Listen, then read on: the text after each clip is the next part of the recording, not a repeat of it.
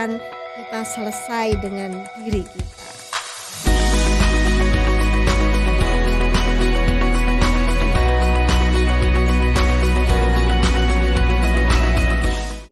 Menurut Ibu, harmonisasi itu penting nggak sih Bu di lingkungan kerja? Kalau kita bilang manusia itu seperti yang telapak tangan tuh, kalau dilihat sedunia, bayangan hebat ya, sedunia tidak ada telapak tangan ini, garis-garis telapak tangan ini yang sama, nggak ada satupun. Nah itu menandakan manusia itu unik. Nah harmonisasi itu penting karena kita tahu masing-masing itu unik. Ini kita mesti mengambil pembelajaran beberapa ya. Kebetulan Steve Jobs, yang notabene kita tahu dia brilliantnya luar biasa. Jadi orang yang brilliantnya luar biasa itu kita mesti memahami, tidak mudah untuk mendeliver kepalanya ke mulutnya. Nah, sehingga otoriter tadi itu saking gregetnya bagaimana kepala ini bisa kemudian disampaikan dengan cara bahasa. Karena kan kepala itu kan kalau ngomong kamus bahasa Indonesia misalkan ya, atau kalau ngomong kamus bahasa Inggris gitu, itu yang ada di isi kepala ini itu unlimited, padahal kamus bahasa itu limited. Nah itu kalau kebetulan leadernya itu benar-benar smart. Jadi kalau ngomong smart terus dia otoriter, mungkin kita kalau sebagai member ya, saya sarankan adalah pahami bahwa beliau itu kesulitan menjelaskan yang ada di dalam kepalanya saking banyaknya ide. Nah, dengan kayak begitu maka kita akan jauh lebih sabar. Bagaimana mendengar otoriternya dia. Jadi bukan cara yang kita lihat, tapi isi yang kemudian kita coba tangkap. Ada karyawan yang karakternya itu bekerja secara individu, seperti tadi contohnya bekerja secara teamwork, terus habis itu ada yang maunya nih bekerjanya tuh disuruh-suruh terus nih Bu, terus ada juga yang dengan inisiatifnya dia, tapi dia menghiraukan perintah dari atasannya. Menurut itu gimana sih? Kalau sebagai leader, yang nomor satu memang harus mengenal karakteristik anggotanya. Sehingga nanti tipe si A, si B, si C itu diselaraskan dengan tanggung jawab yang akan diberikan. Nah, jangan sampai nggak kenal terus asal bagi. Nanti yang nongol kayak film tadi. Harmonis itu diawali dengan begitu. Diawali dengan kita itu bisa mengenal tipe dan karakteristiknya sehingga teknik dan dikasih tanggung jawabnya apa itu dicocokin lah. Bisa nggak Bu selalu begitu? Jawabannya enggak. Maka manusianya juga dia harus berlatih. Masalahnya bukan karakter manusia itu masalahnya, tapi situasional condition yang mempressure itu terkadang menghabiskan energi untuk bisa leluasa mengeksplor.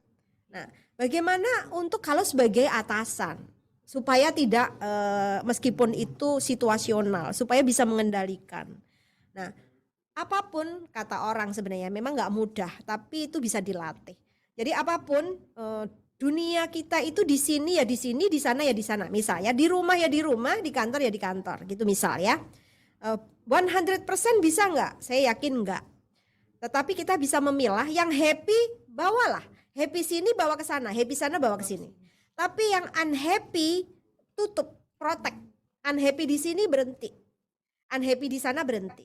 Nah, itu yang harus dilatih oleh seorang yang nanti akan menjadi leader ya dimanapun ya. Karena kalau kita tidak bisa ngelola dengan baik, maka implikasinya adalah ke orang di sekitar kita yang nggak tahu apa-apa. Jadi imbas ya Bu ya. Yes. Mengendalikan profesionalitas itu susah banget ya Bu ya. Ya. Ya kan? Aduh, pokoknya kita nih sebagai kaum milenial harus banget yang namanya terus belajar mengendalikan emosional dan juga menjadi seorang yang profesional nih Bu. Betul. Jadi nggak ada alasan nih, kan di sini gini, di sini gini, kayak gitu. Betul. Jadi mengendalikan atau belajar menjadi the real profesional itu bisa diawali dari hal yang kecil yang sederhana. Nah, karena kalau semakin mumpung kalau masih milenial, artinya kalau ngomong challenge itu belum sekompleks yang sudah menjadi leader di atas tadi.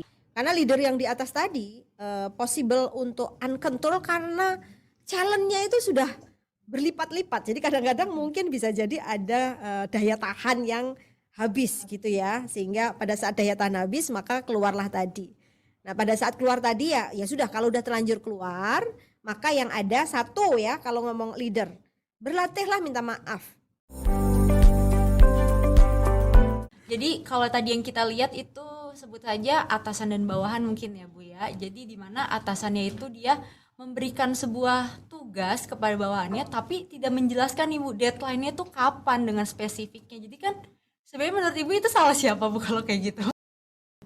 Terkadang bad communication itu diilhami oleh rasa bahwa aku lebih penting dari yang lain. Nah itu tolong dihindari ya. Di organisasi dulu, zaman organisasi yang lalu, saya bilang mesti begitu, hal itu tuh banyak terjadi. Tapi kayaknya dengan organisasi yang sekarang harusnya aneh kalau masih ada yang seperti itu ya. Jadi nggak ada sebenarnya, kalau bahasa di organisasi ini lebih penting dari yang itu gitu tuh harusnya dihilangkan. Ini sudut pandang ya. Insight-nya ya Bu ya. Betul, sudut pandang. Yang ada itu adalah memang betul itu front, memang betul itu backup, memang betul itu support gitu, yes. Ya. Dengan pemahaman yang seperti itu, maka komunikasi akan mengalir dengan dasar yang pertama yang harus dipastikan adalah tujuan organisasi itu mau kemana, harus dipastikan semua paham betul. Yang pertama, kita harus kenal diri kita dulu sendiri. Karena kalau kita aja nggak kenal diri kita, boro-boro kenal orang lain ya. Jadi setelah kita paham betul kita itu ada beberapa uniqueness apa, maka kemudian timba ilmu yang tadi saya ceritakan. Timba ilmu mengenal orang dengan cepat. Mengenal orang dengan cepat tidak untuk menjudge dia, menghakimi dia ya, tapi mengenal dengan cepat semata-mata untuk bagaimana kita itu easy untuk berkomunikasi, berrelation dengan siapapun karena karakternya kita tahu. Prinsip adalah tidak menomorsatukan diri sendiri. Sehingga yang dinomorsatukan mana? Tanggung jawabnya. Misal tanggung jawab memimpin tim, timnya nomor satu, bukan diri sendiri, gitu ya. Kemudian apalagi fokus pada tanggung jawab yang diemban dan memastikan tidak membuat yang di sekitar itu sakit hati. Nah itu selesai dengan dirinya.